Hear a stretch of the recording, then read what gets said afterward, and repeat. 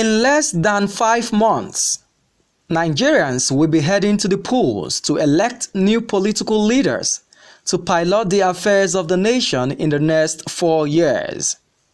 The 2023 election, which many say will determine Nigeria's path to development, places a huge burden on every stakeholder in the Nigerian project. The Independent National Electoral Commission (INEC) has been consistent that it will give Nigeria a credible election come 2023. President Muhammadu Buhari, in his Independence Day address, also promised to give Nigeria a free and peaceful general election. But how can this be achieved with the election said to be carried out in 1,491 constituencies nationwide?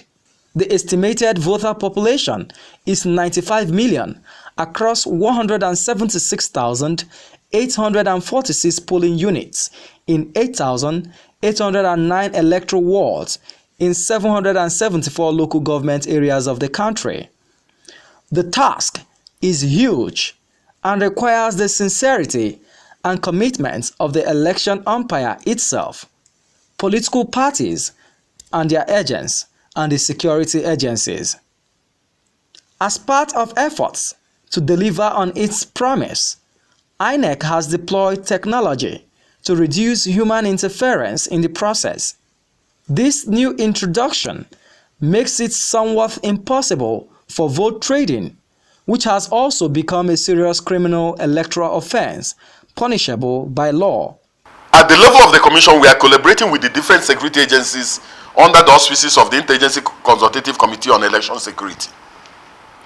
And that was why they deployed plainclothes and uniformed security officers to the Ekiti governorship election and also to the Osun governorship election. And you can see that the brazen nature of vote buying was not witnessed in Osun State. So, with this type of interagency collaboration, we believe that the issue of vote buying can be stemmed. There is, however, a weak link in the new efforts.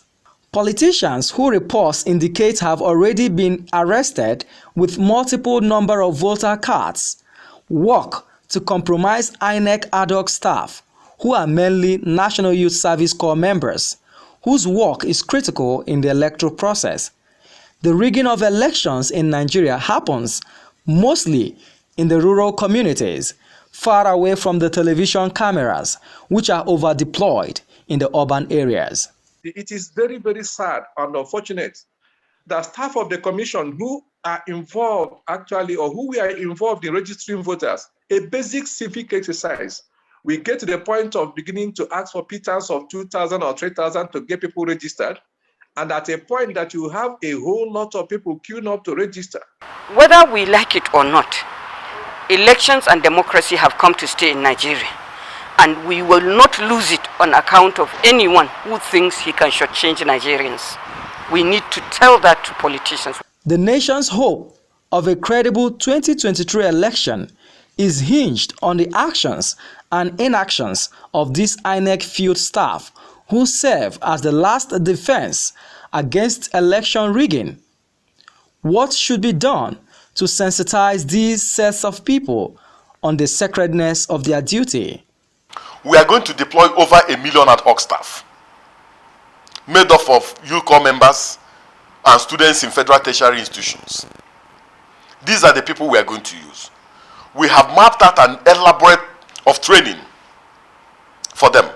Part of our responsibility as electorate is to ensure that these people are fished out and are punished, and that those INEC will be engaging for 2023 general elections are above board, that there are people who will not be compromised, that there are people who are incorruptible. Everybody out there needs to know that the legitimization of our democracy as a country is highly dependent on how well or how bad the 2023 elections will go.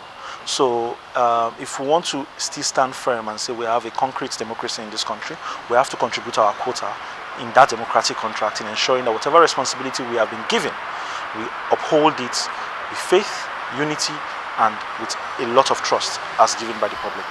As Nigeria prepares to go to the polls in 2023, all those involved in the process must see their responsibility as a sacred call to national service. In Abuja, Marvelous Obomman for Signature Show.